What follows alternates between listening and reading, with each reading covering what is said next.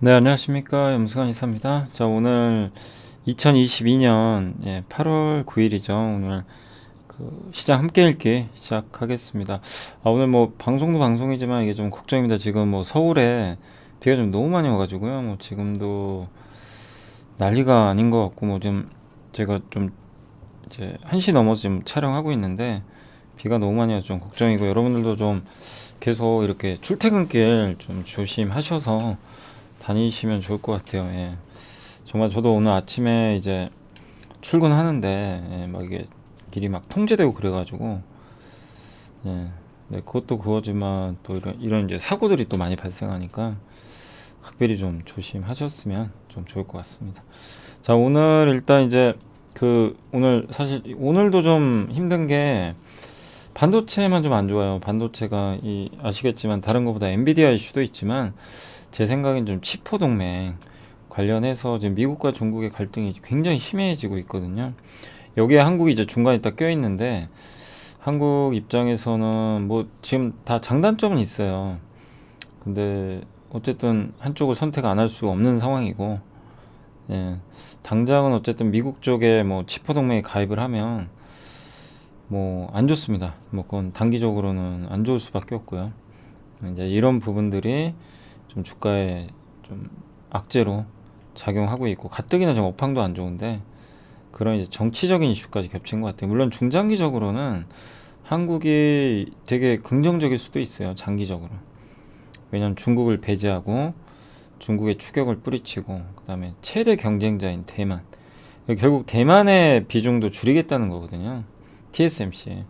그거는 삼성전자한테 되게 좋은 그림인데 그러나 그 과정에서 또 삼성전자가 기술력을 또 발휘해줘야 되고 인텔의 추격도 뿌리쳐야 되고 어쨌든 뭐 이게 그냥 되는 건 아니죠. 그래서 이런 여러 가지 것들이 지금 복잡하게 좀 작용하다 보니까 되게 좀 어려운 흐름들이 좀 이어지고 있는 것 같습니다. 근데 이제 반대로 보면 2차 전지도 좋죠. 수혜주죠, 수혜주. 응. 명확하게 지금 나뉘는 것 같아요. 그래서 오늘 시장도 2차 전지 좋고 반대로 반도체는 부진한 그런 흐름으로 갔던 것 같고, 근데 그런 와중에도 2,500을 넘겼어요. 시장은 어쨌든 뭐 악재가 있어도 꾸역꾸역 오르고 있습니다. 한마디로 종목 장세 펼쳐진다라고 보시면 좋을 것 같습니다. 자, 오늘 이제 말씀드릴 거는 요거는 UDC 실적 부진 불구 주가 급등 이제 어제 보여드린 자료인데 그거 좀 말씀드리게요. 한 분이 이거 어디서 보냐 이 자료 좀 보고 싶다.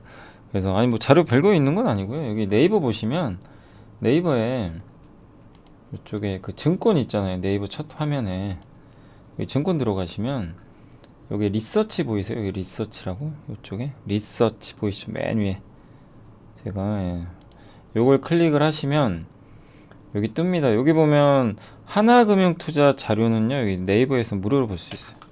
뭐 저희 회사 자료도 마찬가지고 다 볼 수 있는 건 아니고 하나금융투자가 자료 되게 많이 쓰거든요. 여기 있는 자료는 다 여기서 여기 보이시죠? 유니버셜 디스플레이 실적 부진 불구 주가 급등. 그 자료가 이거예요. 이제 요게 뭐 디테일한 자료라기보다는 이제 매주 한 번씩 쓰는 주간 이제 전망 자료예요. 그래서 여기 보면 뭐 시황, 투자, 종목, 산업. 그러니까 저 보고서는 여기 산업 이쪽 산업 분석 보고서에 있습니다. 좀 키워볼까요? 여기 산업 분석 있죠. 여기 요거 누르면 돼요. 그러면 여기에 이렇게 유니버셜 디스플레이. 그래서 여기 첨부 파일 있죠. 요거 요 첨부 파일 요거를 탁 클릭을 해주시면 이렇게 뜹니다. 그래서 요 자료예요. 요 자료입니다. 이게. 예. 아시죠? 예. 요 자료가 이제 무료로 보실 수 있는 자료니까 거기 나왔던 내용이 사실 요거예요. 요 부분. 제가 적어드린 요게 다예요. 사실. 그래서 뭐 더 디테일한 내용이 나와 있는 건 아니고. 네, 아무튼 무료로 여기서 볼 수 있는 건 좀 참고해 주시면 감사하겠습니다. 그 오늘 해드릴 내용은 이제 NH투자증권의 도현우 연구원이 반도체 칩보 동맹 얘기를 좀 적어주셨고, 그 다음에 오늘 해외 플랜트 오늘 건설 쪽 저희 당사에서 나온 자료고 폴더블 폰, 네, 그리고 중국 부동산 괜찮나. 요새 중국 부동산 얘기 많잖아요. 그거 한번 점검해봤고, 그 다음에 미국의 기후 감축 법안, 그게 태양광 쪽에 뭐 수혜다. 그리고 위드 코로나, 그리고 하반기는 중소형 게임사가 답이다. 이런 부분하고, 또 미국의 이번 법안이 전기차 배터리에 어떤 영향을 줄 거냐, 거기에 대한 내용이고요. 그 다음에 이제 기업을 오늘 제일제당이 급등했죠. 어제 실적 발표를 했는데 뭐 정말 깜짝 실적이 나왔습니다. 그래서 오늘 주가 급등했고, 음식료 주들은 준비는 다 잘 돼 있었어요. 왜냐하면 최근에 원가가 급락했잖아요. 그죠? 그 농산물 가격 이게 4분기에 투입이 돼요. 자연스럽게 좋아지는데, 그럼에도 불구하고 제일제당은 뭐 이번 2분기에도 놀라운 실적을 냈습니다. SKC는 실적이 좀 생각보단 좋진 않았어요. 오늘 급락했죠. 요즘에 기관 투자들이 보면 좀 아니면요 바로 던져버려요. 그래서 무너져요. 그래서 아마 SKC도 제가 봤을 때 그렇게 나쁜 내용은 아닌데, 시장 기대치에 못 미치고 내년에 이익이 좀 줄 것 같다라는 이제 내용의 보고서들이 나오다 보니까 좀 오늘 안 좋았습니다. 근데 그렇게 우려할 상황은 아니었던 것 같고, 금호석에는 뭐 더 뭐 크게 나쁠 건 없는 것 같은데, 아무튼 보고서 나왔고요. 레이언스 어제 실적 괜찮았었죠. 예. 그리고 덴티움 뭐 정말 깜짝 실적, 바텍, 요런 내용까지 오늘 한번 빠르게 또 설명을 드리도록 하겠습니다. 그리고 이제 제가 내일 이제 매주 수요일 날 있잖아요. 이거 적어 드릴게요. 매주 수요일 오전 10시 10분부터는 그 라이브 방송합니다. 그러니까 이리온에서 이제 안 하고요. 이 채널에서 해요. 연불리와 함께 채널에서 라이브 방송을 일단 진행을 합니다. 그래서 그거를 참고해 주시면 좀 감사할 것 같습니다. 매주 수요일 오전 10시 10분부터 진행한다 라고 생각해 주시면 감사하겠습니다. 그래서 내일입니다. 내일 이제 처음으로 여기서 라이브 하니까 또 오전에 오시면 좋겠고요. 자, NH의 이제 도현우 연구원님이 미국이 구상하고 있는 칩4 한국 참여는 좀 국내한테는 좀 안 좋다, 그 내용이고, 물론 뭐 수혜도 있어요. 이제 미국이 대만과 일본 의존도를 줄인다는 측면에서는 긍정적이지만, 제일 문제가 마이크론과 인텔을 키워준다는 거죠, 한마디로. 이게 우리 한국 입장에 좀 불편하다, 이런 내용인 것 같아요. 특히 마이크론보다는 인텔이죠. 인텔의 파운드리 쪽. 그리고 또 중국이 한국을 견제할 수 있는데, 중국이 뭐 우리나라 메모리 반도체를 안 쓰곤 방법이 없으니까 반도체 수입을 줄이진 않겠지만, 여기 규제를 가한다면 아마 중국 내에 우리 한국의 삼성, 하이닉스 공장을 아마 규제할 수도 있다. 구체적으로 어떻게 규제할지는 잘 모르겠어요. 아무튼 지금 가장 그래서 문제가 이 칩포 동맹에 만약에 가입을 하잖아요. 그럼 삼성과 하이닉스가 중국에서 이게 분위기가 상 빠져나와야 되거든요, 공장을. 근데 이걸 누가 보존할 거냐 이거예요. 당장 빠져나올 수도 없어요. 비중이 엄청 커요. 그러니까 지금 삼성하고 하이닉스도 되게 힘든 게, 여기서 생산되는 물량이 하이닉스는 거의 40%, 전체 D램에. 삼성전자 시안의 낸드는요, 여기서 생산이 30%가 넘어요. 전체 중에. 삼성전자 전체 그 설비 중에 너무 커요. 그러니까 이거를 빼고 싶다고 해서 뭐 뺄 수 있는 것도 아니고, 빼면 시간도 많이 걸리고 비용도 많이 들고, 누가 보존해 주는 것도 아니잖아요. 그래서 이게 가장 큰 지금 단기적으로는 악재다. 그래서 이런 우려가 좀 있는 거예요. 이거를 잘 삼성이나 하이닉스가 다른 쪽으로 공장을 이전을 하거나 그러면 상관이 없는데, 아직은 뭐 그럴 수 있는 것도 아니고. 그래서 이걸 미국이 보존해 주면 상관없지만, 미국이 뭐 그런다는 보장도 못하고, 중국은 또 규제할 것 같고, 굉장히 지금 골치 아픈 거죠. 칩포 동맹 안 할 수도 없고, 하자니 또 이런 리스크가 있고, 결국엔 또 이 칩포 리스크 동맹은 또 나중에 인텔을 키워주는 결과가 있으니까, 여러모로 참 한국 입장에선 굉장히 약간 애매해지고 있습니다. 물론 뭐 이게 대만의 TSMC를 사실 의존도 낮추려는 노력이거든요. 이런 부분은 한국한테는 나쁜 건 아니에요. 그러니까 좋은 점도 있어요. 분명 중국을 못하게 하고 대만을 좀 꺾고, 이런 건 좋은데, 또 반대급부로 저런 게 있으니까 참 어려운 거죠, 해석하기가. 그래서 어쨌든 대만의 TSMC가 의존도가 낮아지는 가운데 삼성이 잘해주고 인텔이 계속 지금처럼 못하면 삼성전자는 파운드리의 절대 강자가 또 될 수도 있어요, 나중에. 예, 근데 만약에 인텔이 또 너무 잘해버리면 의미가 퇴색되겠죠. 그래서 여러 가지 시나리오는 가능한데 복잡합니다. 근데 우리가 이런 걸 어떻게 예측을 하고 하겠어요, 그죠? 그래서 일단 치포동망에 가입한다고 가정은 해야 돼요. 지금 분위기가 그런 분위기니까. 그래서 저런 비용에 대한 부담들, 그걸 정부가 보전해 줄지 미국이 뭐 다른 쪽에 보상을 해 줄지 이런 거 체크해야 되고, 중국의 반응도 보되. 다만 확실한 건 이런 걸 떠나서라도 반도체는 필요해요, 그잖아요. 미국이든 대만이든 중국이든 한국이든 뭐 상관없습니다. 그냥 모든 나라들이 다 그 반도체는 필요하다. 그 고품질의 반도체는 한국이 가장 잘 만듭니다. 이건 명백한 팩트니까. 그런 면에서는 이런 정치적인 이슈가 있더라도 본질은 변하지 않습니다. 한국이 선두에 있다는 거. 안보에, 그러니까 완벽한 전략 물자고요. 이게 그만큼 이런 얘기가 자꾸 나온다는 건 반도체가 너무 중요한 거예요. 근데 우리나라는 그런 기업을 두 개나 갖고 있어요. 예, 그렇기 때문에 미국도 손을 내미는 거고. 그러니까 한국의 반도체 이상은 대단한 겁니다. 그래서 그 명제는 변하지 않고요.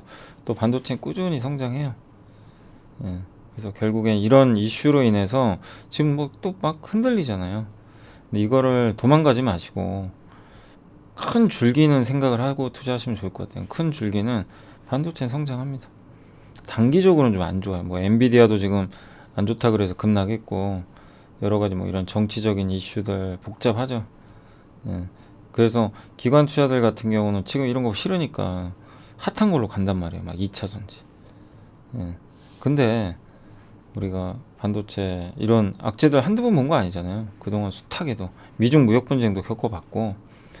예. 근데 그걸 이겨내고, 근데 물론 아무 반도체를 사는 게 아니라 자기만의 경쟁력이 있는 반도체 회사를 사놓으신 분들은 나중에 다 수혜를 충분히 받았었어요. 예. 그래서 아무튼 반도체 소부장 갖고 사실 반도체 장비는 수혜거든요.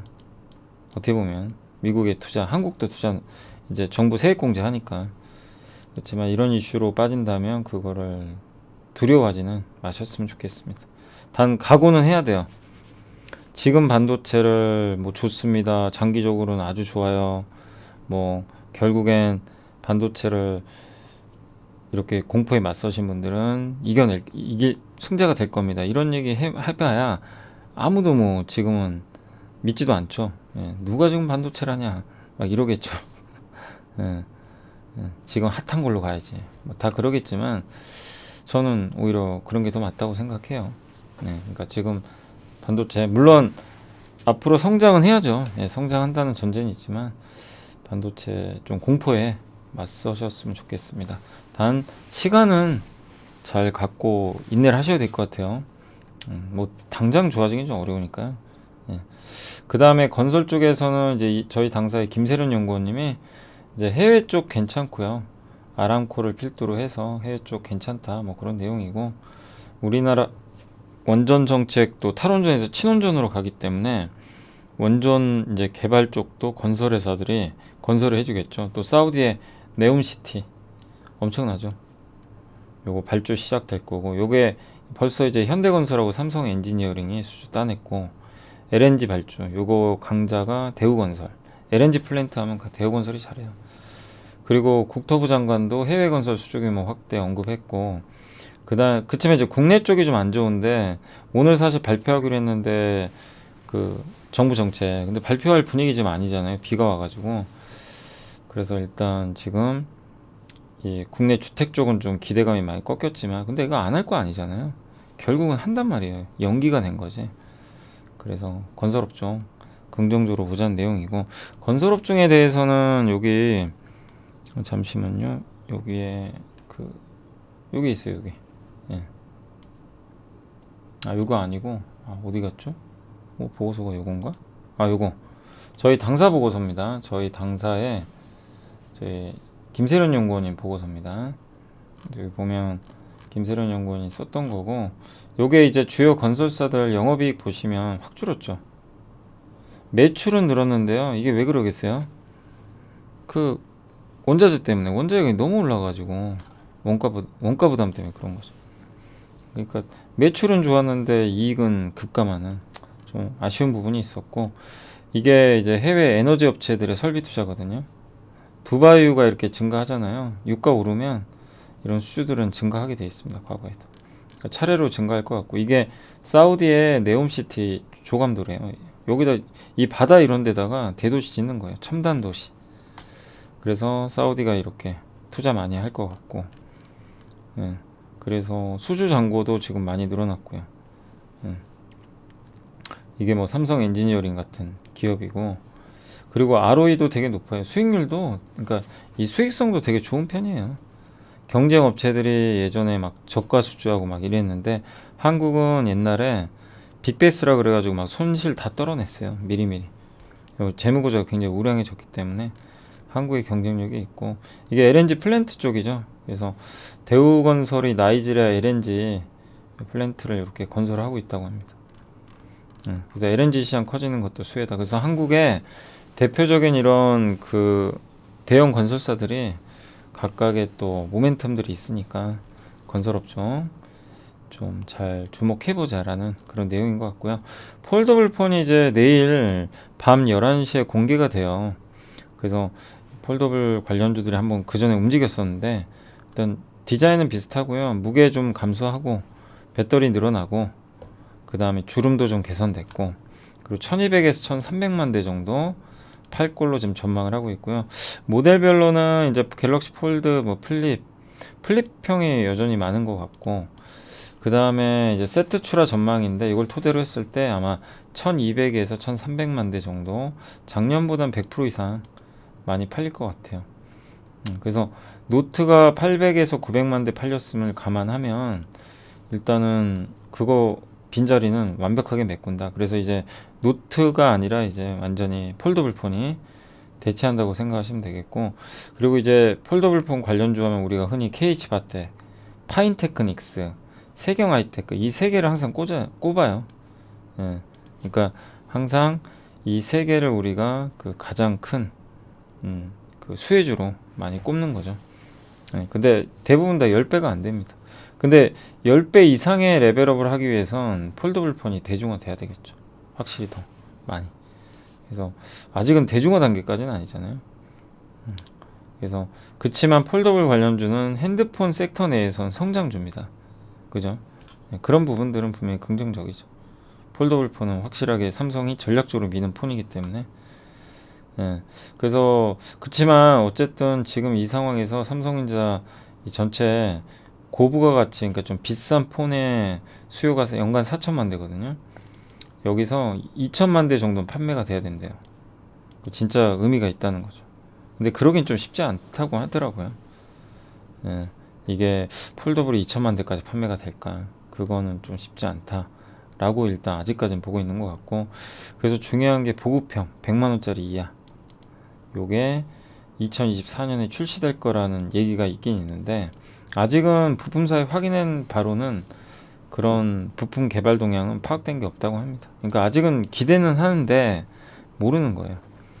그래서 폴더블 폰은 어쨌든 이제 성장도 하고 그런 부분들은 좋은데, 여기서 더 높은 밸류를 받기 위해선 이런, 그러니까 이분의 의견은 뭐냐면 폴더블 보급형 좀 싼 거, 저가형 폴더블 폰이 좀 나와야 된다. 그래서 가격을 낮추면 대중화 되거든요. 그러면 수량이 늘어나니까 그거를 좀 지켜보자는 의견인 것 같아요. 요게 갤럭시 Z 폴드 4고요. 요게 갤럭시 Z 플립 4입니다. 그러니까 전작하고 그렇게 크게 달라진 건 아니죠. 그 다음에 폴더블 부품주들이 이렇게 2020년, 2022년 이렇게 한 번씩 올라갔었거든요. 그래서 최근엔 좀 부진합니다. 그리고 삼성전자의 이제 갤럭시 Z 노트, 뭐 S 시리즈 이런 판매량, 이런 추인데 늘어나겠죠. 그렇지만 이 전자신문에서 이렇게 보도를 했나봐요. 100만원 이하 보급형 폴더블 폰 나온다. 저게 이루어지면 조금 어떻게 보면 굉장한 모멘텀이 될 수 있다. 근데 아직은 확인은 불가능하다. 무조건 폴더블 폰을 이제 된다 이렇게 보시면 안 되고, 냉정하게 봐야 돼요. 이제는 숫자와의 싸움입니다. 아시죠? 그래서 폴더블 폰은 이제 내일 공개하고 내일 빠질지 모르겠어요. 내일 모레 꼭 항상 이벤트 끝나면 빠지니까. 그렇지만 이번 달 말에 아마 폴더블 폰이 나와서 잘 팔리면 주가는 올라갈 거고요. 안 팔리고 생각보다 흥행이 실패했다 그럼 주가는 다시 급락할 가능성도 있어요. 요거는 꼭 염두해 두세요. 어차피 세계 기업입니다. 파인테크닉스, 세경 하이테크. 파인테크닉스는 너무 많이 올랐어요. 주가가 좀 굉장히 많이 올랐었고, 세경도 요즘에 좀 올라가는데, 아무튼 이 세 개 기업의 앞으로의 운명은 이제 데이터에 달려 있다. 특히 파인테크닉스는 지금은 투자하실 때 조금 주의는 하세요. 나쁘다가 아니라요. 몇 배 올랐죠? 주가 한 5배 올랐거든요. 그런 부분에 있어서는 조금 지켜볼, 숫자 확인할 때까지는 지켜볼 필요가 있습니다. 그래서 그런 내용이 담겨 있으니까 한번 폴더블폰 관련 기업 갖고 계신 분들은 조금 냉정하게 판단을 해주시면 되겠고, 위기의 중국 부동산 괜찮을까? 지금 중국이 지금 주택담보대출 상환 거부 운동이 막 확산되고 있잖아요. 그래서 리스크가 좀 크고, 중국의 부동산이 망가지면 큰일 납니다. 중국 부동산은 전체 경제에서 차지하는 게 30%나 돼요. 엄청나요. 중국 경제가 망가져 버려요. 그래서 이번 사태 근본적 원인은 2년 전에 중국이 공동부유 이거를 시행을 했잖아요. 이때부터 막 규제를 엄청 세게 했어요. 부동산이 꺾여버린 거죠. 그래서 중국 부동산 개발업체들이 한 10%가 디폴트 부도가 나버렸고, 금액이 되게 큽니다. 2021년도 이 기업들의 판매액이 600조나 된대요. 이거 적은 게 아니죠. 그래서 이런 게 좀 리스크 요인이 좀 커지고 있고, 그리고 그치만 이제 현재 위험에 노출된 주택담보대출이 2.5조 위안 정도 되는데, 여기 한 6.43% 정도 된대요. 전체. 근데 뭐 엄청 많은 건 아니지만 어쨌든 어느 정도 비중을 차지하고, 다만 전체 위안화 대출 있죠. 대출 자산 중에서는 1%라서 좀 제한적이에요. 요건 그나마 좀 다행이겠죠. 전체로 치면은 1%. 그래서 중국이 좀 컨트롤만 해주면 나쁠 건 없다. 중국도 이 사태를 좀 인정을 하고 적극적으로 좀 해결하려고 해요. 그래서 정치국 회의에서도 주택인도 보장을 언급을 했고, 그 다음에 총동원해서 뭐 부동산 시장 안정화하겠다 이런 내용도 있었던 것 같습니다. 다만 아무 업체나 살려주지는 않는다. 도덕적 해인 용납 안 된다. 그래서 중국 정부가 이제 선택한 그런 뭐 회사들은 구제금융 들어가겠죠. 그러지 않은 기업들은 뭐 이제 없어질 수도 있는 거죠. 그래서 지금 중국도 약간의 부동산 구조조정이 조금 시작이 된 것 같고요. 그리고 부동산 가격이 좀 올라가줘야 되는데, 과거 세 차례 부동산 하락 사이클이 있었대요. 2008년, 2009년, 2011년, 12년, 2014년, 15년. 요 사이클에서 일단 9달에서 11달 정도 역성장을 했대요. 부동산 가격이 쭉 빠졌다가 그리고 상승. 그러니까 지금은 이 디벨로퍼 부동산 개발 업체들 규제한 지가 작년 9월부터 시작이 됐대요. 그래서 벌써 11개월이죠. 그러면 이제 과거 데이터를 따지면 상승 반전이 임박한 거예요. 과거랑 똑같이 본다면 지금 11개월째 지금 하락이니까, 그럼 다음 달에는 돌린다는 얘기죠. 저게 진짜로 맞을지는 두고 봐야죠. 그래서 이제 중국의 부동산 가격도 지켜보시고, 그리고 어쨌든 정책 여건은 우호적이다. 그리고 GDP에서 이 부동산이 차지하는 게 25%를 넘고 하기 때문에 가계 자산의 70%가 부동산이래요. 그래서 시진핑 주석도 이걸 넘기진 않을 거고 분명히 해결하려고 노력을 할 겁니다. 그래서 우리가 뭐 지금 최근에 부동산, 중국 부동산 얘기가 많이 나오지만 너무 우려하기보다는 좀 냉정하게 내용 좀 살피시면서 보시면 좋을 것 같아요. 분명히 좋은 건 아니에요. 위험성은 항상 도살이지만 그래도 중국이 지금 컨트롤 하려고 하는 점은 좀 긍정적인 것 같습니다. 그러니까 중국 당국의 운전이죠, 운전. 이 컨트롤 여하에 따라선 분위기가 바뀔 것 같습니다. 이게 중국의 주택담보대출 규모인데 위안화 대출 중에 차지하는 비중은 많이 줄었죠. 이건 긍정적이고, 그 다음에 중국 5대 전체 대출중 주담대 비율인데 상한선에 거의 근접은 하고 있어요, 사실. 중국의 주택 가격은 거의 바닥에 있습니다. 요게 이제 지금 돌리거든요. 이게 위로 좀 치솟아 줄진 지켜봐야 되겠습니다. 중국의 성장률 안 좋고, 예, 중국 지금 뭐 너무 안 좋아요, 상태가. 예, 중국이 지금은, 예, 제로 코로나든 뭐든 좀 고전을 못지 못하고 있지만, 예, 중국의 이런 이제 전체적인 규모로 봤을 때 아직까지는 너무 위기라고 보긴 좀 어려운 것 같다. 약간 그런 내용인 것 같습니다. 그러니까 좀 제한적이다. 그러나 방심은 하면 안 되겠죠. 언제든지 또 터질 수도 있는 문제라. 그리고 미국의 기후 아니 그 인플레이션 감축 법안 승인이 이제 됐고, 태양광이 이렇게 세액 공제를 만약에 이렇게 법이 통과 안 돼 가지고요 중단되면 발전 용량이 검은색처럼 이렇게 간대요. 근데 이게 공제를 연장을 하잖아요. 레벨업 되는 거죠. 그러니까 이러면 태양광한테 되게 요건 좋을 수밖에 없다.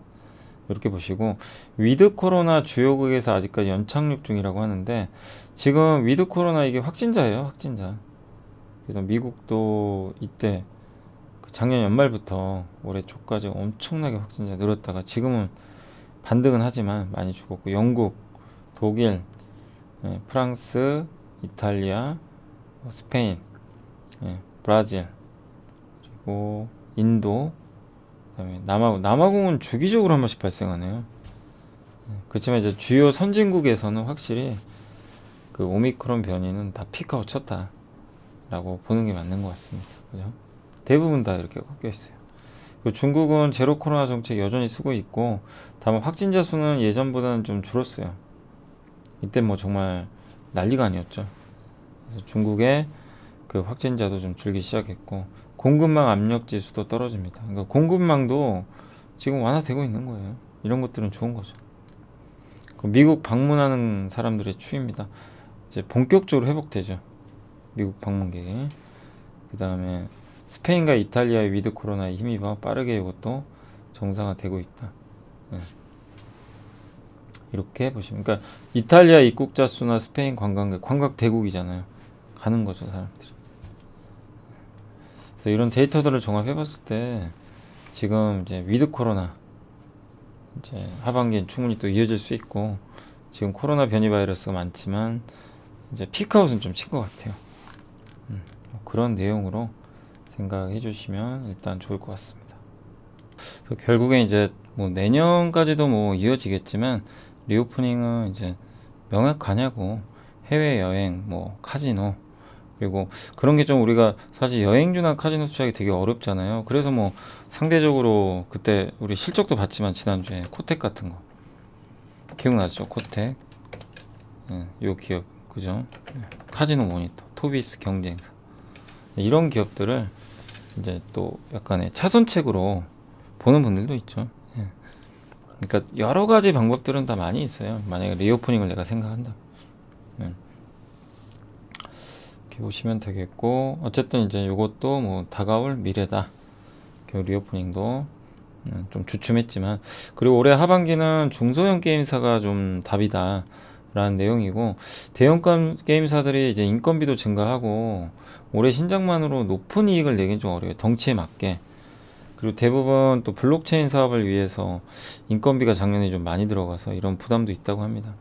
그래서 지금의 인건비 증가, 기존 게임 매출 감소를 감안하면 대형 게임사 평균 1매출 5.4억 원에 신작 매출이 좀 필요할 것 같아요. 그리고 비용도 들어가야 되니까 이거 감안하면 1매출 7억. 1매출 7억은 찍어야 이익 성장이 가능해진다. PC나 콘솔 게임 같은 경우는 약 350만 장 판매하는 거죠. 모바일에서는 국내 시장 매출 상위 5% 안에 들어야 된다고 합니다. 그러니까 만만치가 않은 거죠. 네. 그래서 차라리 이런 경우에는 중소형 제작사가 낫지 않냐, 그런 내용인 것 같아요. 그래서 3천억 매출액 3천억 미만이고, 신작일 뭐 이렇게 신작이 1 매출 1억 원 이상 발생하면 이익 성장이 가능하답니다. 그러니까 대형사는 7억인데 이 중소형사는 신작 1 매출이, 예, 1억 원 이상 되면 수익성이 발생할 수 있다. 그러니까 허들은 좀 낮은 거죠. 그래서 NC의 크래프톤 프로비스는 콘솔, 플레이스테이션이나 엑스박스 같은 게임으로 준비하고 있고, 그 다음에 넷마블, 카카오 게임즈, 위메이드는 블록체인, NFT 이쪽에 집중하고 있는 것 같아요. 주로 대형사들은. 중소형사들은 인건비가 올해 1분기엔 크게 늘어나지 않을 걸로 보고 있고요. 저렇게 대규모 투자를 안 했기 때문에 무리한 투자가 없어서. 그래서 올해 하반기 신작 모멘텀이 좀 유효한 컴투스 홀딩스와 네오이저를 탑픽으로 제시를 했고, 관심 종목으로는 모비릭스, 룽투코리아, 미투젠, 조이시티, 위메이드 플레이 이런 기업들을 제시했는데, 여기 있는 기업들 중에서 여러분들이 뭐 공부를 해보시고 한번 보실 필요는 있는 것 같아요. 그러니까 핵심은 그거예요. 뭐 기업보다 대형주보다는 좀 중소형주가 지금은 낫지 않냐, 게임주 내에서 그런 내용이니까 참고하시면 되겠습니다. 그리고 미국의 인플레이션 방지 법안이 전기차 배터리에 미칠 영향인데, 이제 조만간 발효가 될 거고, 제조업체당 한도 20만 대 이상 그러니까 20만 대 이상 전기차를 누적으로 파는 회사들은 보조금 못 받아요. 이제 그것도 없앴고, 우려 외국 집단, 저희가 중국을 겨냥한 거죠. 그래서 2023년 이후에 생산 조립된 배터리 부품, 2024년에는 원재료, 소재, 이게 중국에 생산된 게 비중이 0이 되는 얘기예요. 그리고 보조금 한도는 7,500달러. 그 다음에 규정에 따라서 또 구분이 된대요. 이게 7,500달러를 그냥 구매자한테 주는 게 아니라 그 차를 보고 그 안에 배터리에 뭐가 들어갔고 어디서 만들었고 원산지 이런 거 다 분석해가지고 그거 미달하면 3,750달러 이렇게 좀 낮추는 것 같고, 그게 되면 또 다 해준다 라고 보시면 될 것 같아요. 자, 그래서 이제 이런 좀 내용들이 있고요. 그리고 아무튼 이제 중국에서 생산되는 거는 보조금 안 주겠다는 거예요, 핵심은. 그러니까 미국과 FTA를 체결한 국가에 생산한 거는 어쨌든 보조금 줘요. 그죠? 예, 그러니까 뭐 우리 한국하고 또 미국은 FTA로 맺어져 있잖아요. 그렇기 때문에, 근데 그런 데서 생산한 비중이 원재료 같은 경우도 2023년에 40, 50, 60, 70, 80 계속 늘어납니다. 그 비중이. 그래야만 이제 보조금을 주는 거고, 예, 배터리 부품도요. 2023년부터는 미국이나 미국과 FTA를 체결한 국가에서 생산한 게 50% 이상은 돼야 된다. 그리고 60, 나중엔 100. 그러니까 한마디로 미국 안에서 만들거나 미국과 FTA 체결 안 했어? 보조금 안 줘. 이거예요, 결론은. 지금 그런 규정이 들어가요. 그러니까 이건 중국 입장에서 굉장히 악재고 한국한테 호재예요. 그래서 요새 배터리가 좋은 거예요. 이런 규정이 들어가 있기 때문에. 차라리 우리 한국에도 공장들이 있으니까 한국산 배터리도 여기 보조금 받는 거죠. FTA 맺어져 있으니까. 그리고 미국에 또 공장 많이 짓잖아요. 한국은 좋은데 중국 입장에서는 못 짓죠. 짓지도 못하지만 중국산 쓰지 말아라. 결론은 그겁니다. 예, 그런 내용들이 좀 담겨 있는 것 같아요. 그리고 이제 완성차 관점에서 미국 전기차 활성화 요인이고, 한국 완성차에게도 기회죠. 그리고 친환경차 보조금이 10년 연장됐고, 중고차에도 지급을 해요. 예, 한도도 풀렸고. 그래서 이걸 맞출 수 있는 업체가 많지는 않은데, 어쨌든 한국은 FTA 맺었죠. 미국 내 공장도 건설하죠. 배터리 업체들이 여기 다 있어요. 그러니까 기회죠. 그러니까 한국의 현대차 그룹부터 우리나라 배터리 회사들은 전반적으로 이번 안에 좀 수혜다, 이렇게 보시면 될 것 같고, 그리고 한국 배터리 밸류체인의 수혜가 좀 본격화될 것 같은데, 친환경차 그 보조금 대상 전기차는 장기적으로 이제 배터리 부품 요거를 잠깐만요. 친환경차 보조금 대상 전기차는 장기적으로 배터리 부품 아까 설명드린 그 내용이에요. 배터리 부품은 장기적으로 100이 되고요. 핵심 원재료 80% 이상을 미국 및 FTA 국가로부터 조다. 아까 그 내용입니다. 그래서 이게 되면은 중국을 배제하는 거죠. 예. 그래서 한국 배터리 업체들이, 미국 내 배터리 수요는 이미 한국 업체들이 밸류체인을 구성을 해놨거든요. 수혜죠. 여기 보면 LG 엔솔, 삼성, SK 다 합치면 420만 대 규모고 380기가와트인데 일본 파나소닉이 유일해요, 외국 업체 중에. 예, 근데 40기가밖에 안 돼요. 그러니까 결국엔 명확하다. 그래서 배터리 회사들이 좋은 겁니다, 지금. 예. 이해가 되세요? 그러니까 반도체는 칩보 동맹이 이게 참 애매해요. 예, 중간에 낑겨가지고. 근데 이 배터리는 명확하게 좀 수혜가 보이는 것 같아요. 그래서 CATL을 이제 견제하겠다는 거예요. CATL을 견제하는 순간 한국의 3사한테 엄청난 호재죠.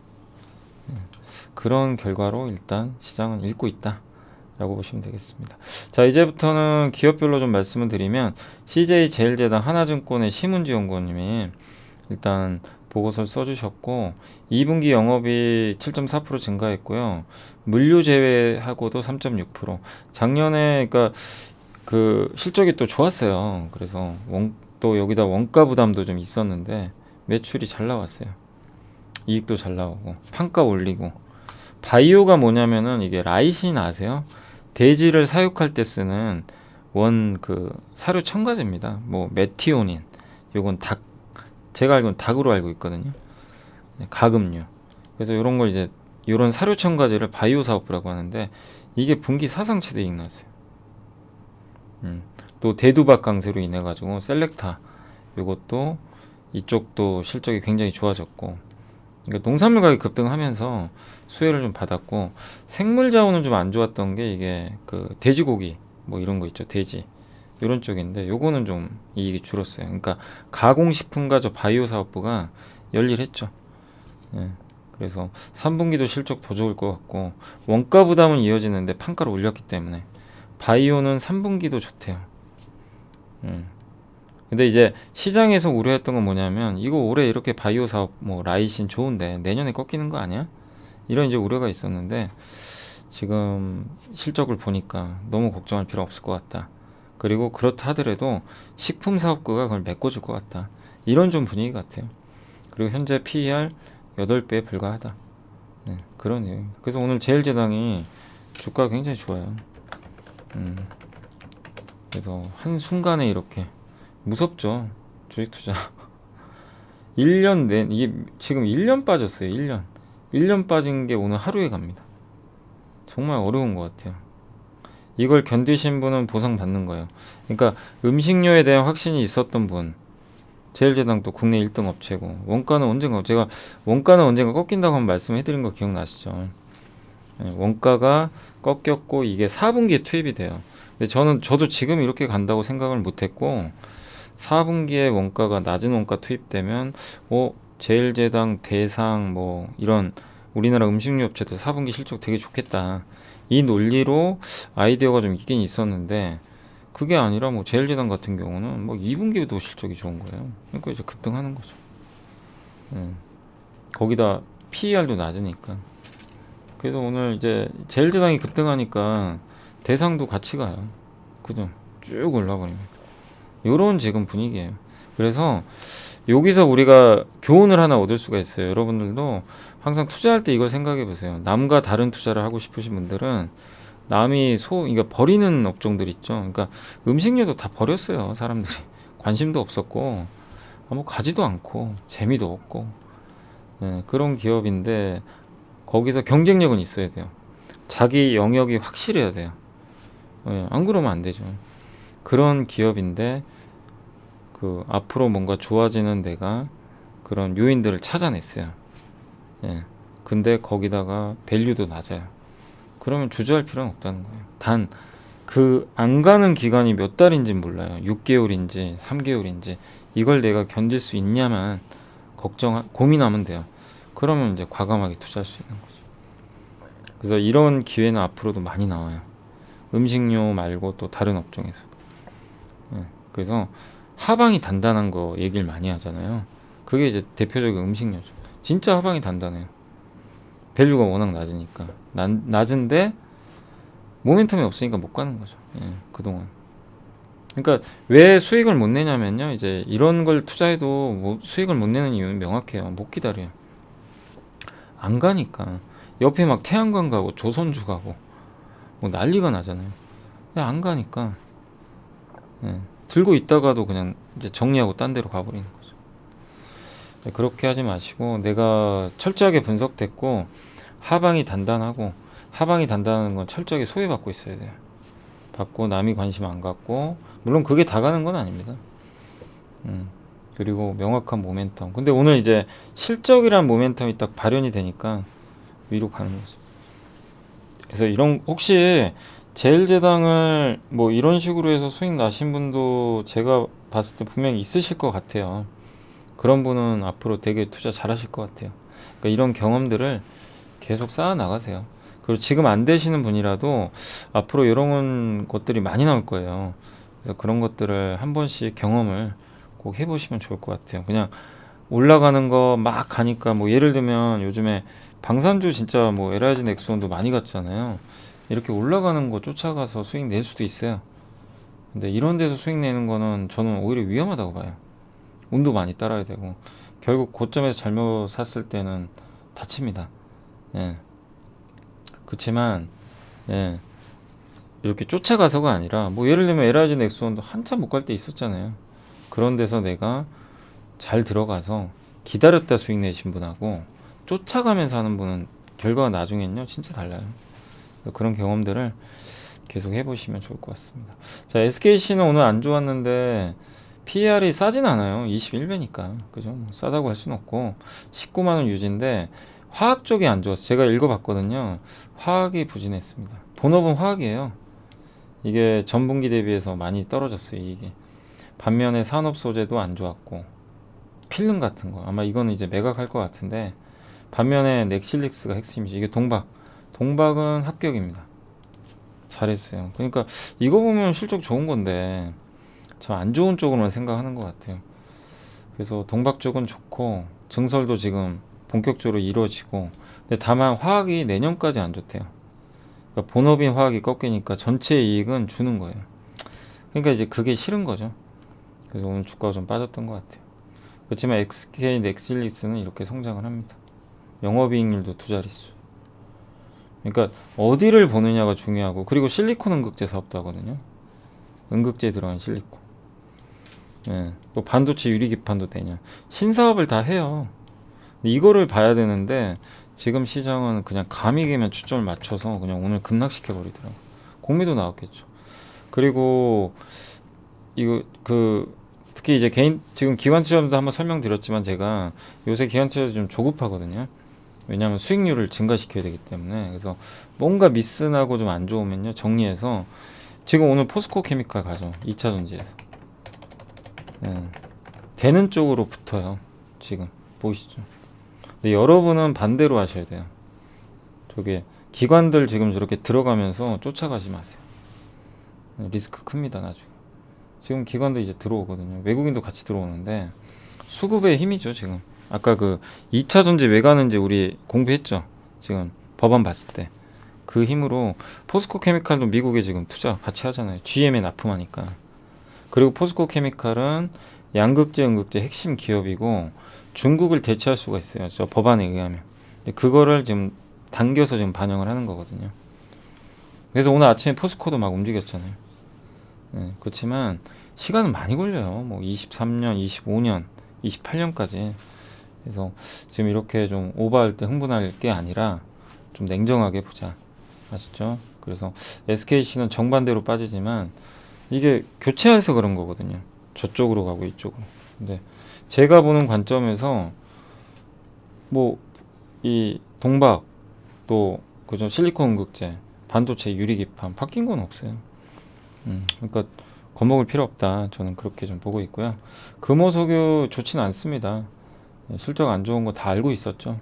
그래서 이번에 실적도 당연히 안 좋았고 예상한 만큼 시황이 둔화됐고 그리고 MB 라텍스 요 고무가 좀 안 좋았어요. 여기 좀 작용을 했는데 그래도 이 회사 주력은 요거 합성 고무 타이어 쪽인데 이거는 괜찮았대요. 그러니까 요거는 좀 살아나는 것 같아서 긍정적인 것 같습니다. 그리고 3분기 연결 영업이익도 2,854억으로 감익이 좀 이어질 것 같고요. 다만 이제 경쟁그룹 대비로는 이익 규모 측면에서나 감익폭 측면에서 좀 선방할 것 같다. 그러니까 더 나쁠 거는 별로 없는 것 같아요. 워낙 두들겨 맞아가지고 수년금도 있고 그리고 아시아나항공 지분도 들고 있거든요.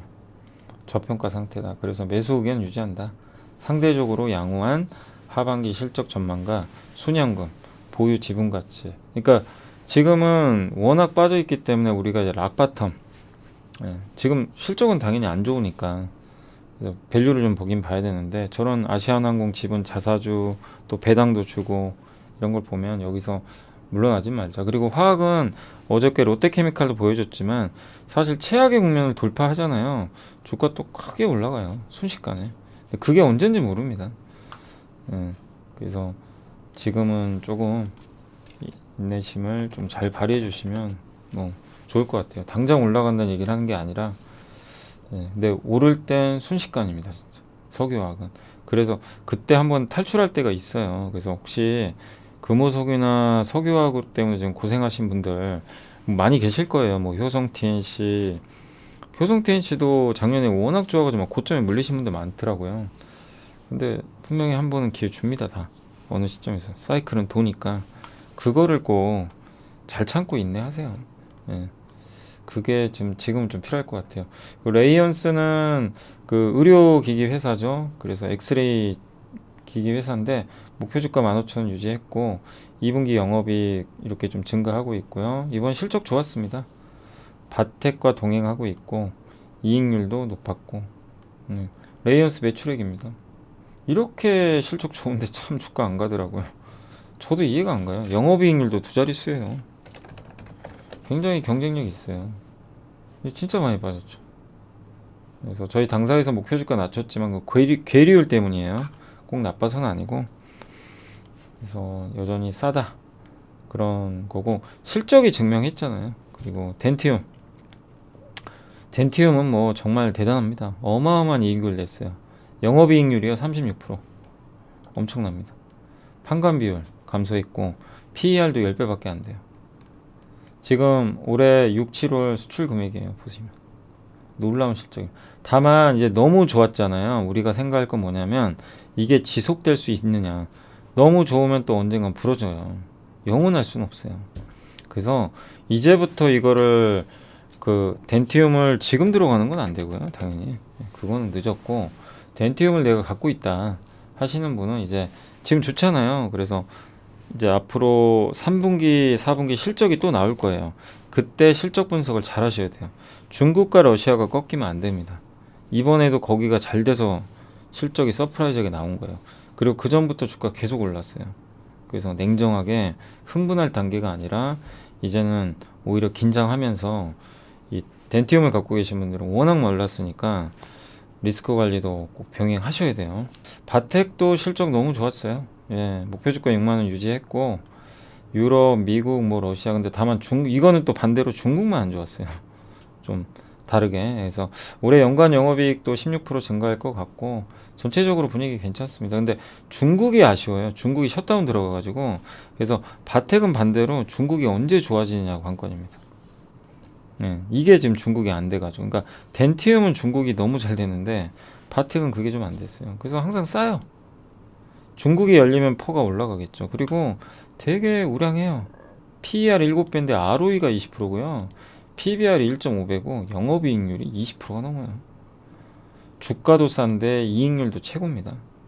근데 이제 저런 중국 이슈 때문에 그랬던 거예요. 예. 그러니까 굉장히 매력 있는 거죠. 그죠? 근데 그런 부분들은 좀 아쉽지만 아무튼 중국이 열리는 거. 그러니까 이거는 많이 빠졌잖아요. 덴티움과 반대로. 그래서 여기서 이건 접근 방법이 달라요. 주가 그리고 싸요. 이익률 검증됐어요. 중국이 언제 돌아서냐. 예. 그것만 보면 돼요. 예. 그래서 오히려 이런 것들은 이제 만약에 막 흘러내린다. 그러면 오히려 조금씩 늘려가는 것도 하나의 방법인데 단 주가가 의미 있게 가려면 그러니까 뭐가 모멘텀인지는 꼭 알고 계셔야 돼요. 그러니까 바텍을 봤을 때 주가가 크게 올라갈 수 있는 거는 중국입니다. 중국의 매출 성장이 나올 때 그럼 그때 뭐 먼저 올라가 있을 수도 있겠지만 주가가 그거를 꼭 잘 파악하세요. 거기에 집중해야죠. 네. 그러니까 내가 만약에 바텍을 갖고 있다면 자 그리고 키움증권의 김지선 연구원이 IT 2분기 실적 발표 시사점인데 여기 보면 작년 여름까지입니다. 여기가 뭐가 위에가 좋죠. 작년 3분기부터 다 꺾여버렸어요. 그만큼 좀 안 좋아요. IT가 그죠. 이게 이쪽 특히 미국 쪽 미국과 유럽 가전 수요인데 꺾였죠. 작년에 한참 좋다가 이러니까 지금 IT나 이런 게 안 좋은 거고 이게 계속 현재 진행형이고 다만 이런 상황에서도 LG전자가 대단한 게 이 환경에서도 LG전자 매출액이요 세계 1등 했어요. 가전 쪽에서. 놀라운 거죠. 근데 주가는 빠졌지만. 그리고 스마트폰 출하량이 이제 돌리기 시작합니다. 예. 근데 재고는 아직 좀 있어요. 있긴 있지만 어쨌든 이 출하량과 판매량이 이제 바닥은 찍은 것 같고, 그냥 중국의 스마트폰 판매량도 돌렸어요. 보이시죠? 그러니까 최악은 좀 지나가는 것 같아요. IT 쪽도. 그래서 너무 막 IT 어제 삼성전기도 빠지고 그랬지만 너무 실망하지 말자, 그 의견이고, 또 글로벌 전기차 판매량 추인데 여기도 보시면 이렇게 예, 또 올라가고 있으니까 이런 부분도 염두에 두시면 되겠습니다. 전기차는 뭐라고 할 게 없네요. 계속 잘 팔립니다. 단 여기에 날개를 달아준 게 미국의 법안이 중국을 이제 배제하는 법안이다 보니까 한국 기업들이 더 날개를 달고 있다. 이런 관점으로 보시면 되겠고, 자 마지막으로 현재까지 실적 나온 거 지금 2시인데요. 예, 실적 나온 것만 한번 제가 미리 또 적어놨거든요. 그것만 한번 말씀드리고 간단히 시장 말씀드리고 마감할게요. 자 어제 제가 BMT 혹시 기억나시죠? BMT가 피팅 회사예요. 한번 공부해 보신 분들 계실지 모르겠는데, BMT 여기 보면 분기 보고서 같은데 보고 꼭 한번 공부해 보세요. 사업 보고서, 분기 보고서 어떤 회사인지. 피팅 회사입니다. 피팅. 근데 이 회사 되게 독특한 게요. 전체 비중의 절반이요. 반도체 쪽에 들어가는 피팅이에요. 반도체 산업에도 저 피팅 같은 거 많이 들어가요. 피팅, 밸브. 당연히 공정이 다 필요합니다. 네, 그리고 조선에도 들어가고 LNG 들어가고요. 플랜트. 만약에 삼성 엔지니어링이나 현대건설이 수주를 많이 따요. 해외에서. 그러면 이런 거 들어가는 겁니다. 네, 그래서 되게 다변화돼 있어요. 그런 회사고. 근데 제가 보니까 한 가지 리스크가 있어요. 어제 실적 좋았는데 재무제 그 전환사채가 있어요. 160만 주, 11,000원에. 이거 언제든지 나올 수 있습니다. 그래서 BMT 보유하신 분들은 저 물량이 나올 수 있는 거. 그래서 지금 주가 좀 올랐으니까 당분간은 좀 관망하시고요. 혹시 요새 이렇게 주가 오르면 저 160만 주 중에 또 전환사채 물량이 나올 거예요. 예, 그래서 지금은 좀 조심하자, 저는. 저 지금 11,000원짜리거든요. 예, 이거 보유한 전환사채 갖고 있는 사람이 예, 그 청구할 수도 있어요. 그럼 주가 빠지겠죠. 예, 그런 걸 이용하시는 게 좋을 것 같아요. 그래서 예, 그런 좀 리스크도 생각하시고, 그 다음에 어제 빅솔론도 한번 말씀드렸고, 덴티움도 말씀드렸고, 그 다음에 제일제당, 맞아요. 제일제당, 덴티움 50 잘 나왔고, 제일제당 이제 이게 어제까지 나온 거고, 현재 오늘 제가 본 거 중에 흥국 F&B, 요게 스타벅스나 저게 어디더라, 이디야인가요? 그런데 스타벅스로 알고 있는데 그 음료 있죠. 음료 납품해주는 회사예요. 예. 그래서 뭐 과일 음료 막 이런 거, 제가 알기로는 그런 회사로 알고 있는데 실적이 너무 잘 나왔더라고요. 진짜 오랜만에. 그래서 영업이익 67%, 퍼도 12배 정도. PER이 뭐 아주 싼 건 아닌데, 아무튼 이거 저도 이제 요즘에 하도 이거는 잘 안 보던 기업이어가지고 좀 그러긴 한데, 아무튼 흥국 F&B도 실적은 잘 나왔다. 근데 공부는 해보세요. 저도 전혀 지금 안 보고 있던 기업이라 일단 메모만 해놓은 거예요.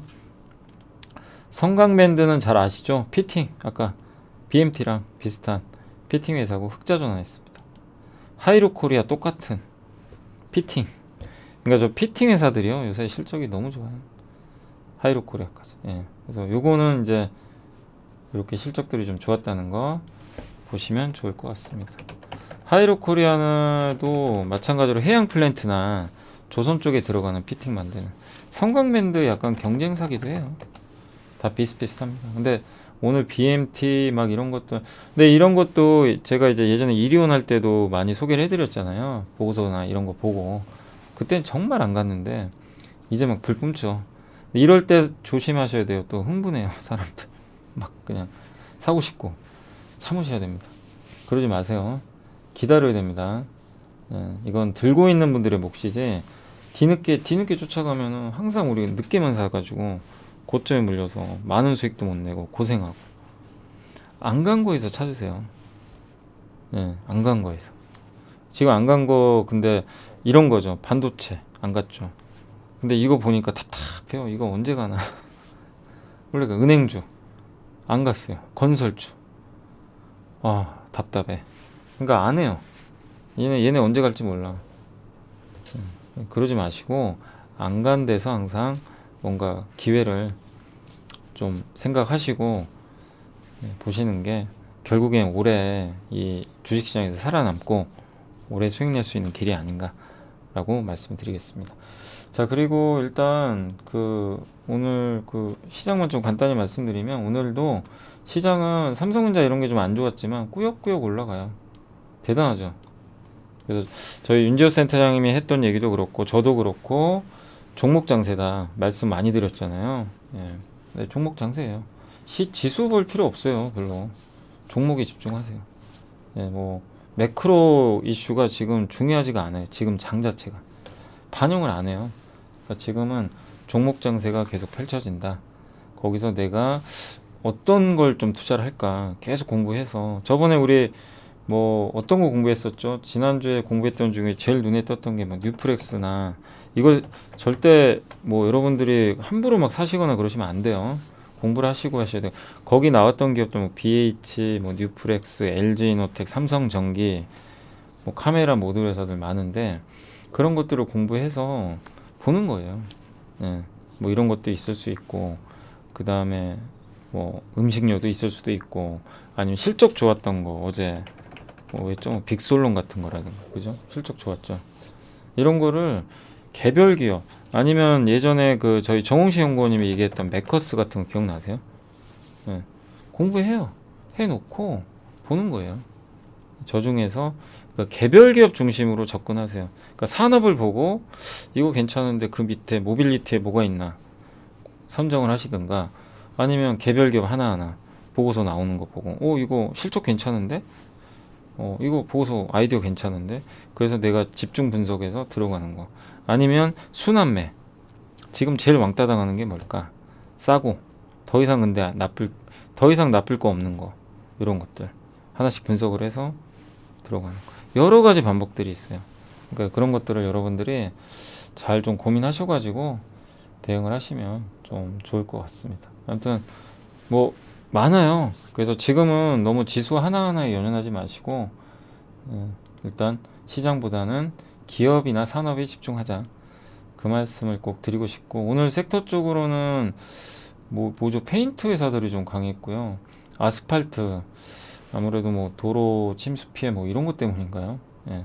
비가 좀 많이 와서 시멘트는 또 오늘 좀 급등했고 어제 좀 네이버가 안 좋았지만 하루 만에 보세요. 그죠? 어제 좀 너무 걱정하지 말자고 말씀드렸잖아요. 근데 하루 만에 또 분위기 이렇게 바뀌어버려요. 2차 전지주들은 이제 수혜주들이죠. 그래서 오늘 삼성 SDI가 60만원 넘고 진격을 하고 있습니다. 그리고 폐배터리 관련주도 다시 힘을 내고요. 비철금속 요새 뭐 고려안이나 뭐 이런 기업들 엄청 뜨겁습니다. 예. 그리고 자원개발주 임플란트 뭐 아까 덴티움 영향으로 오늘 좀 강했고 레이, 덴티스, 디오까지 정유주, 편의점, 뭐 철강주 오늘 좋았고 오늘 게임주들도 좀 괜찮더라고요. 전반적인 분위기가 다 급등하고 있어요. 예. 2차전지 소재 오늘 포스코 케미칼이 아주 급등세 코스모화 다 좀 뜨겁게 움직임이 나오는 것 같습니다. 음식료 제일제당이 뭐 이렇게 하루에 9% 오른 건 처음 봤습니다. 진짜. 예. 뜨겁고요. 건설기계 IT 대표주는 아무래도 삼성전자가 좀 아쉽긴 하지만 SDI가 좀 강하다 보니까 반도체가 좀 부진하죠. 이건 좀 아쉬운 점이 있는 것 같아요. 뭐 어쩔 수 없죠. 그리고 오늘 반도체 다 안 좋아요. 최대 피해주들 그냥 쭉쭉 떨어집니다. 좀 안타까워요. 근데 말씀드리고 싶은 건 이겨내자는 겁니다. 예. 지금 너무 공포에 사로잡지 마시고 오히려 기회가 올 수도 있는 거니까. 그리고 리모델링이나 인테리어 쪽은 원래 오늘 그 250만원 주택공급정책 발표하기로 했는데 그게 연기돼서 그런 거예요. 그래서 너무 걱정할 필요는 없어요. 결국 발표하니까. 그래서 반도체하고 이쪽이 좀 오늘 안 좋았고 리오프닝도 다시 빠졌어요. 지금 서울이 난리가 나가지고 백화점도 좀 안 좋죠. 당연히 그렇게 되면. 그죠? 근데 이런 비가 영원한 게 아니잖아요. 그래서 이런 것 때문에 주식을 팔 이유는 없어요. 이게 영원한 건 아니니까. 태양광은 너무 올라서 좀 쉬는 것 같아요. 예, 그동안 또 많이 올랐고, 그죠? 워낙 많이 올랐어요. 그렇고, 항공기, 뭐, 손해보험은 당연히 악재죠. 근데 큰 영향이 없다는 뭐 얘기도 있더라고요. 그러니까 손해보험주도 너무 막 공포감을 가질 필요는 없는 것 같습니다. 그래서 그런 일부 기업들 좀 빠졌고, 그러나 대체적으로는 또 이렇게 개별 기업 중심으로 좋은 분위기들 이어지고 있어서 시장 괜찮고요. 외국인들이 지금 오늘까지 9일째 사고 있습니다. 오늘은 기관도 사고. 그래서 분위기 괜찮다. 그리고 무엇보다 환율이 아까 보니까 좀 환율 꺾였더라고요. 환율이 좀 꺾인 것도 일단은 조금 긍정적인 것 같습니다. 예. 물론 완전히 꺾인 건 아니지만 그래서 환율도 좀 안정감 찾고 있고, 그래서 오늘 시장은 제가 이제 여기까지만 좀 해드리고 아무튼 좀 마무리를 하도록 하겠습니다. 그리고 원래 제가요 지금 아까 서두에는 제가 라이브 방송을 원래 그 내일 오전에 하려고 그랬는데 좀 죄송하게도 지금 제가 채널 오픈한 지가 얼마 안 돼가지고 규정상 이게 그 시간에 오픈이 안 된대요, 라이브가. 이건 뭐 우리가 어떻게 할 수 없는 거고, 그래서 목요일 날 라이브를 제가 진행을 할게요. 목요일 날 한 2시경에 좀 진행하는 걸로 하도록 하겠습니다. 아시죠? 예, 목요일 2시. 그래서 목요일 날 라이브는 2시에 진행한다는 거 생각해 주시고 보시면 좋겠네요. 그러니까 그것만 좀 이해해 주세요. 여기다 라이브 방송은 공지해 드릴게요. 이번 주만 그렇게 진행하고, 다음 주부터는 수요일 오전 10시 10분. 네, 그것만 좀 양해해 주시면 감사하겠습니다. 자, 오늘도 고생하셨고 벌써 1시간이 넘었네요. 네, 또 오늘 고생하셨고 이렇게 비 오는데 좀 조심하시고 내일 뵙도록 하겠습니다. 감사합니다.